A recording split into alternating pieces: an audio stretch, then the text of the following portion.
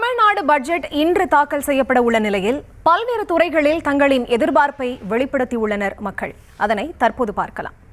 சிறு குறு தொழில் இப்ப இருக்கிற ஆன்லைன் வர்த்தகம் இந்த மாதிரி வர்த்தகத்துல மிகவும் பாதிக்கப்பட்டிருக்கு. அவங்களுக்கு ஏதாவது சலுகை, மானிய விலையில சலுகை, இல்ல கல்வியை வச்சோ இல்ல அவங்க பிசினஸ் வச்சோ அரசு திட்டங்கள் செயல்படுத்தினா நல்லா இருக்கும். நம்ம சாத்தூர் வட்டாரத்துல அதிகமா பட்டாசு தொழிற்சாலைகள் இருக்கு.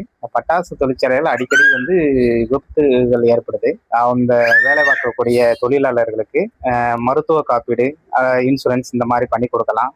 அதுபோக அவங்க வேலை பார்க்குற மக்களுக்கு ஏதாவது நலத்திட்ட உதவிகள் அரசாங்கம் அதை ஒரு முறைப்படுத்தி கொண்டு வரலாம். அதை இந்த வரக்கூடிய பட்ஜெட்ல எதிர்பார்க்கிறோம். விவசாயிகளுடைய கோரிக்கைகளும் விவசாயிகளுக்கு ஏற்ற மாதிரி பட்ஜெட் இருக்கணும். அதே மாதிரி சிறு குறு தொழில் பண்றவங்களுக்கு ஏற்ற மாதிரி மின்கட்டண இதுவும் தொழில் பண்றவங்களுக்கு ஏற்றவாறு இருந்தா மிக சிறப்பாக இருக்கும். நடுத்தர மக்களுக்கும் ஏற்றவாறு பட்ஜெட்டு கொடுத்தா மிக சிறப்பானதாக இருக்கும் என்று என்னுடைய கருத்தாக நான் தெரிவிக்கிறேன். இப்போ இருக்கிற பட்ஜெட்ல சிறப்பான திட்டங்களை இந்த ஆட்சியில நாங்கள் எதிர்பார்க்கிறோம். குறிப்பா சொல்லணும்னா மகளிருக்கான 2500 ரூபாய் திட்டம் உடனடியாக இந்த பட்ஜெட்ல நிதிநிலை அறிக்கையில வழங்கணும்னா நல்லா இருக்கும்னு நினைக்கிறேன். இது போக பத்திரப்பதிவு துறையில மிகப்பெரிய நெருக்கடிகள் இருக்குது. அது ஒரு மாற்றம் ஏற்படுத்தி அனைவருக்குமான பதிவுத்துறையா அதை கொண்டு வரணும். அதுல இருந்து உள்ள லஞ்சங்கள்லாம் நீக்கப்பட்டு சிறப்பான முறையில் அந்த துறை இயங்குறதுக்கு அதன் மூலியமா அரசாங்கம் நிறைய பயன்படுறதுக்கான வாய்ப்புகள் அந்த துறையில் இருக்குது. எங்க விருதுநகர்ல ஒரு அரசு கலைக்கல்லூரி இல்லை, எல்லாமே தனியார் கலைக்கல்லூரியா இருக்கு. அரசு கலைக்கல்லூரி இருந்தா எளிய மக்களும் அதுல படிச்சு பயனடைவாங்க அப்படின்னு நான் வேண்டிக்கிறேன். ஏன்னா என்னுடைய குழந்தையும் இப்ப ஃபர்ஸ்ட் இயர் காலேஜ் போயிருக்கு. நாங்களும் தனியார்ல தான் சேர்த்திருக்கோம். இதே கவர்மெண்ட் காலேஜ் இருந்திருந்தா நான் கட்டாயமா அங்கதான் போய் சேர்த்திருப்பேன். தமிழ்நாட்டிற்கு கல்வி, மருத்துவம், சுகாதாரம் போன்ற பகுதிகளுக்கு கூடுதலாக நிதி ஒதுக்கீடு செய்யணும். விவசாயத்துக்கான முழுமையான கடனை தமிழ்நாட்டு மக்களுக்கு முழுமையாக அந்த கடனை ரத்து செஞ்சு கொடுக்கணும். குறிப்பாக கடந்த 4 ஆண்டு காலங்களில் ஒரு சில பகுதிகளில் விவசாயிகள் ரொம்ப கடுமையாக பாதிச்சிருக்காங்க.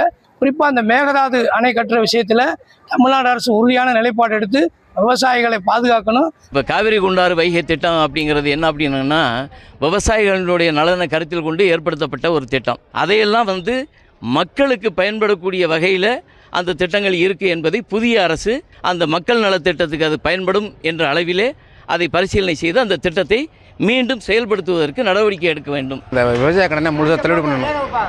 அதில் ரொம்ப பேர் மாட்டிக்கிட்டு முடிக்கிறாங்க. எங்களுக்கு அதை மட்டும் தயவு செய்து பண்ணி கொடுக்கணும்.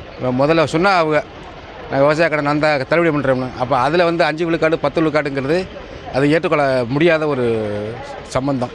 எந்த நதிகளுமே இல்லாத டிஸ்ட்ரிக்ட் பார்த்தீங்கன்னா புதுக்கோட்டை டிஸ்ட்ரிக்ட் தான். அதுக்கு இந்த கவர்மெண்ட் புதுசாக ஏதாச்சும் நடைமுறைப்படுத்தினா நல்லாயிருக்கும். ஏன்னா இப்போ வர பார்த்தீங்கன்னா இப்போ எங்கள் ஊர் சைடே பார்த்திங்க அப்படின்னா தண்ணி பஞ்சம் நிறையா வந்துகிட்டு இருக்குது.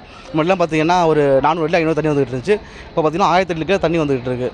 அதுக்கெல்லாம் கொஞ்சம் முன்னே பஞ்சால் கொஞ்சம் நல்லா இருக்கும்னு ஆசைப்படுறோம். நாங்கள் நெல் கொள்முதல் கிடங்கு இல்லாமல் ஒவ்வொரு நெற்கஞ்சியை இருக்கிற இடத்துலையும் வீதியில் கிடக்கு. அந்த பட்ஜெட் தாக்கும் போது அந்த விவசாயத்துக்கான அந்த பட்ஜெட்டை ஒதுக்கி அது நெல் கொள்முதலை ரொம்ப விரைவாக போட்டு முடித்தா அது கொஞ்சம் நல்லாயிருக்கும். டிஎன்பிஎஸ்சி இருக்குது, நல்லது தான் சார். அது படித்தவங்களுக்கு அது ஓகே, கரெக்டாக இருக்குது. கோச்சிங் கிளாஸ் போகிறாங்க, படிக்கிறாங்க, பாஸ் பண்ணிவிட்டு வந்துடுறாங்க. இப்போது 10வது ஃபெயில் ஆனவங்க, அது கம்மியாக இருக்கிறவங்க எம்ப்ளாய்மெண்ட் மூலமாக தானே வந்தாகணும். கிட்டத்தட்ட 35-40 வயசு இருக்கிறவங்களாம் இன்னும் இருக்காங்க. இன்னமும் வேலை வாய்ப்பு வரும்னு காத்துனுக்கும் இருக்காங்க. டிஎன்பிஎஸ்சியில் முயற்சி பண்ணுறவங்க இருக்கிறாங்க. இது ஒரு துறை இருக்குதுன்னு நிறைய பேர் தெரியல. இப்போ அதை நடைமுறைக்கு கொண்டு வந்தாங்கன்னா நிறைய பேர் பயன்படுவாங்கன்னு நான் கோரிக்கை வைக்கிறேன். இப்போ தாவேக அரசு வாக்குறுதி கொடுத்தாங்க, தேர்தல் வாக்குறுதி 6 சிலிண்டர் வருஷத்துக்கு தரேன்னு சொல்லி செயல்முறைக்கு கொண்டு வந்தால் நல்லாயிருக்கும். பெட்ரோல் டீசல் விலை ரொம்ப உயர்ந்தையாக இருக்குது. அது கொஞ்சம் கம்மி பண்ணால் நல்லாயிருக்கும். பெண்களுக்கு 2500 ரூபாய் மாத தொகையாக கொடுக்குறேன்னு சொல்லியிருந்தாங்க. இப்போதைக்கு அது நடைமுறைக்கு கொண்டு வந்தால் அதுவும் நல்லாயிருக்கும்னு நான் விரும்புகிறேன். திருப்பூன்றம் சுற்றுலா பயணங்கள் நிறையா பேர் பூங்காவுக்கு வர்றாங்க போகிறாங்க. அவங்களுக்கு நல்ல போக்குவரத்து ரோடுகள்லாம் அமைச்சார் நல்லபடியாக வேணும். சிஎஸ்சி ஆஸ்பத்திரியில் நல்லபடியாக ஆட்கள் ஒர்க் பண்ணுறாங்கன்னா நர்ஸு டாக்டர்லாம் அதிகமாக வேண்டும். நல்லபடியாக வர்ற நோயாளிகளுக்கு ஆஸ்பத்திரி ஊசி போட்டு மாத்திரை மருந்து கொடுத்து நல்லபடியாக பணமாக அனுப்பிச்சி விடணும். இதுதான் எங்களுடைய கோரிக்கை.